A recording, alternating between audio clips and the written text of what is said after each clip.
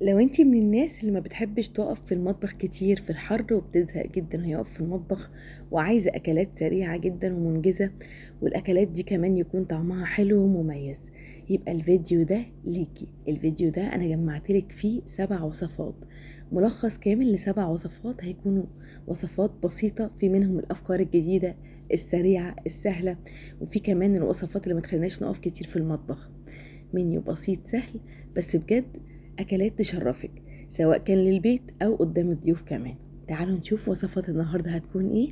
قبل ما أبدأ الفيديو أنا هلا أبو بكر، يا ريت من فضلكم تعملوا للفيديو لايك وشير، وتعالوا بينا نشوف أول وصفة. أول وصفة هتكون وصفة حلوة وبسيطة وطعمها حلو جدا، اسمها مقلقل اللحم أو مقلقلة اللحم.